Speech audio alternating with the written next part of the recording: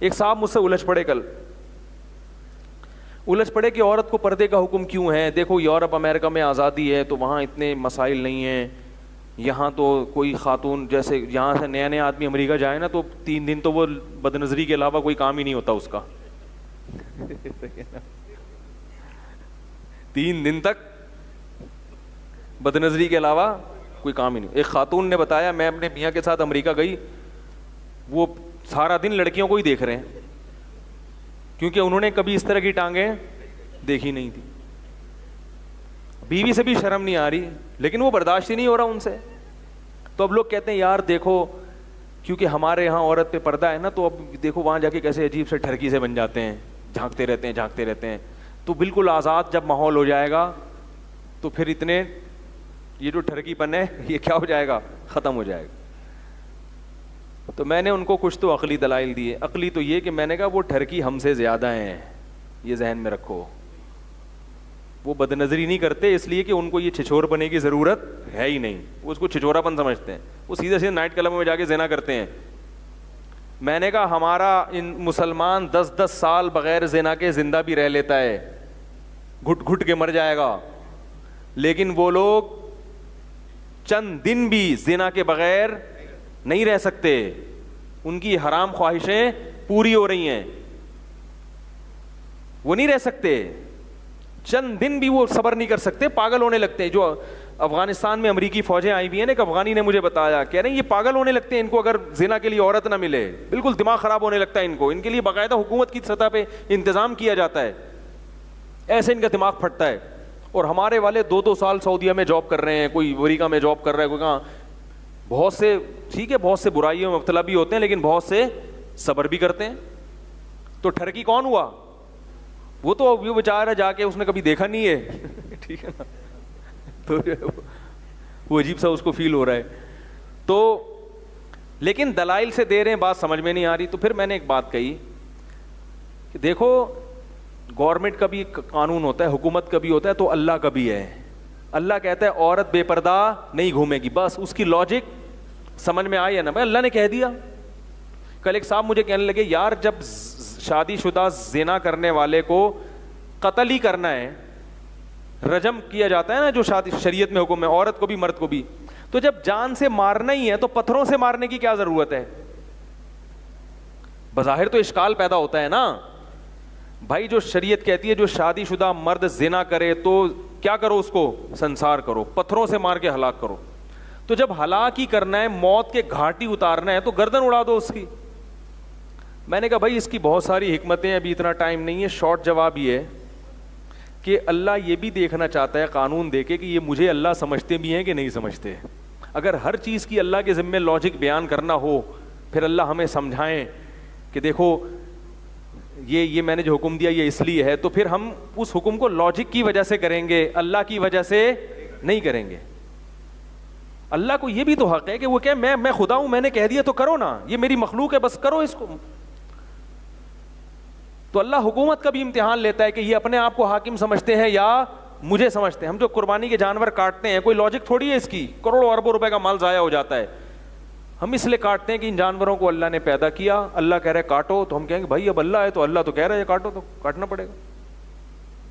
ہمارے ایک استاذ تھے, ان کے استاذ نے ایک کام لگایا, وہ کام بڑا فضول سا تھا. ہم نے کہا اتنا فضول کام آپ اتنا ٹائم ضائع کر رہے ہیں. انہوں نے کہا اصل میں یہ بڑے استاذ ہیں, انہوں نے لگایا ہے, تو میں اس لیے کر رہا ہوں کہ ان کا حکم ہے, ورنہ میں یہ کام نہیں کرتا. کیونکہ اب یہ کام اس لیے اہم ہو گیا ہے کہ یہ حکم کس کا ہے, بڑے استاذ. ابا نے کوئی حکم دے دیا, حکم بالکل ہی فضول سا ہے. ابا نے کہہ دیا بل آ گیا ہے, حالانکہ ابھی 15 دن باقی ہیں بل جمع کرانے میں, اور آج آپ کو فرصت بھی نہیں ہے, لیکن ابا نے کہا آج کی تاریخ میں بل جمع ہونا ضروری, بس آج مجھے چاہیے. اب آپ ابا سے تھوڑا سا سمجھاؤ گے, ابا کل مجھے فرصت ہوگی, آج میں ذرا مصروف ہوں. ابا نے کہا نہیں, ہر قیمت میں مجھے یہ کیا چاہیے. اب آپ بولو گے یار بل کی اتنی اہمیت نہیں, لیکن ابا کو خوش کرنے کی اہمیت بہرحال. اب وہ کسی مفتی سے بھی پوچھو گے, وہ بولے گا آج ہی جمع کرانا واجب ہو گیا ہے اب آپ کے اوپر, کیونکہ ابا کو تکلیف دینا کیا ہے, ناجائز. اب ابا کو خوش کرنے کے لیے کرنا پڑے گا آپ کو, بھائی ابا ہیں. تو اسی طرح میرے بھائی اللہ بھی کیا دیکھتا ہے اپنے بندوں کا امتحان لیتا ہے کہ مجھے اللہ سمجھتے بھی کہ نہیں سمجھتے. اگر اسلام کے ہر حکم میں لاجک ہو تو اسلام میں اور اقوام متحدہ میں کوئی فرق نہیں رہے گا پھر. صحیح ہے نا. اقوام متحدہ والے بھی پہلے بیٹھ کے سوچتے ہیں یہ بنا تو پھر وہ قانون بنا دیا, ہاں بھائی یہ ہو گیا. تو اللہ نے یہ بھی تو ثابت کیا ہے کہ مجھے مانتے بھی ہو کہ میں کھلا رہا ہوں, میں پلا رہا ہوں, میں تمہیں روٹی دے رہا ہوں, میں تمہیں آسمان سے بارشیں برسا رہا ہوں, اور میں کہہ رہا ہوں کرو, بولے نہیں یا اللہ یہ تو پتھر لگے گا تو سر پھٹے گا اس کا تو ہے بھائی. جب شادی شدہ نے زنا کیا پھٹ جائے گا, اس کا سر پر پھٹ جائے گا, تمہیں برداشت نہیں ہو رہا بھائی. تو اللہ ویسے بھی تو زلزلے کے ذریعے اس کو مار سکتے ہیں, بم دھماکے میں بھی تو پھاڑ سکتے ہیں اس کو, کسی بیماری میں ڈال دیں 10-10 سال تک تڑپتا رہے بیماری میں. تو اللہ نے کہہ دیا ہے بھائی پتھروں سے مار کے ہلاک کرو. اب یہ مسلمان کا بھی امتحان ہے, حکومت کا بھی امتحان ہے. تو اللہ مانو گے تو یہ کام کرنا پڑے گا. تو اسی طرح میرے بھائی عورت کو اللہ نے پردے کا حکم دیا, اس کی لاجک آپ کی سمجھ میں آ جائے ٹھیک ہے, نہیں آئے بھائی اللہ کا حکم ہے, کرنا پڑے گا. سمجھ رہے ہو. تو اسی طرح باقی بھی سارے احکامات ہیں, وہ بھی اس لیے کرنے پڑیں گے کہ آپ اللہ کو اللہ مانتے ہو تو کرنے پڑیں گے. باقی مسئلہ یہ ہے کہ آج کل جو اللہ کو اللہ مان کے چلتا ہے وہ ترقی نہیں کر پاتا بیچارہ بہت سی جگہوں پہ. تو اس کا بھی جواب یہ ہے کہ اگر اللہ کو اللہ مان کے اسی اسپیڈ سے ترقی کرو نا جیسے بغیر مانے کر رہے ہو, تو پھر سبھی ماننا نہ شروع کر دیں. کیا خیال ہے بھائی؟ بھائی اگر وہی فائدے اللہ کو اللہ مان کے حاصل ہوں جو اللہ کو اللہ مانے بغیر حاصل ہو رہے ہیں, تو جو نہیں مان رہے وہ بھی ماننا شروع کر دیں گے. کیونکہ وہ اسی لیے تو اللہ کو اللہ نہیں مانا جاتا کہ بہت سے مفاد پہ زد پڑ رہی ہوتی ہے. کیا خیال ہے؟ بینک والا جو سودی محکمے میں ملازمت کر رہا ہے, سودی لین دین کر رہا ہے, تو وہ اگر اللہ کو اللہ مانے گا تو اسے جاب چھوڑنی پڑے گی, تو ترقی میں کیا ہوگی؟ کمی آئے گی. تو اسی وجہ سے اللہ نے اصل آخرت رکھی ہے, دنیا امتحان کے لیے رکھی ہے کہ ابھی دیکھ رہا ہوں کون مجھے مانتا ہے اور کون نہیں مانتا. جو نہیں مانتا اس کو اللہ بعض دفعہ کہاں تک پہنچا دیتے ہیں اور ماننے والے پیچھے رہ جاتے ہیں.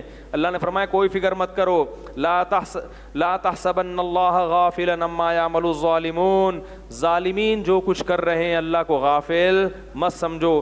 برما میں کتنا ظلم ہوا ہے, وہاں جو برما کا جو ایک مخصوص علاقہ ہے, کیا نام ہے اس کا, روہنگیان. ابھی میں وہاں گیا تھا تو وہاں برمی لوگ مجھ سے ملے, انہوں نے بتایا کہ کیا کیا وہاں پر حکومت کر رہی ہے. تو صرف اس لیے کہ کلمہ گو مسلمان ہیں, اللہ کو مانتے ہیں, وہ کسی کو نہ چھیڑ رہے ہیں نہ تنگ کر رہے ہیں. دنیا میں جہاں بھی جاؤ مسلمانوں پہ ظلم ہو رہا ہے. کشمیر کا مسئلہ حل نہیں ہو کے دے رہا, کیوں؟ وہاں کون بستا ہے؟ مسلمان. پوری دنیا میں جاؤ نا, جہاں بھی مسلمان ہے ان کے مسائل حل کرنے میں دلچسپی نہیں لی جاتی. اور مسلمان سے ذرا سا کچھ ہو جائے تو اتنے بڑے بڑے الزامات, ہماری بڑی بڑی خوبیاں بھی ہائی لائٹ نہیں کی جاتی اور معمولی خامیوں کو بڑھا. اور یہی یاد رکھو جو مسلمان میں جتنا پکا مسلمان ہے نا اس کے ساتھ ایسا ہی ہو رہا ہے. جو جتنا پکا مسلمان ہے نا ان کی معمولی سی خامی کو بھی کیا کیا جاتا ہے؟ بڑا چڑھا کے.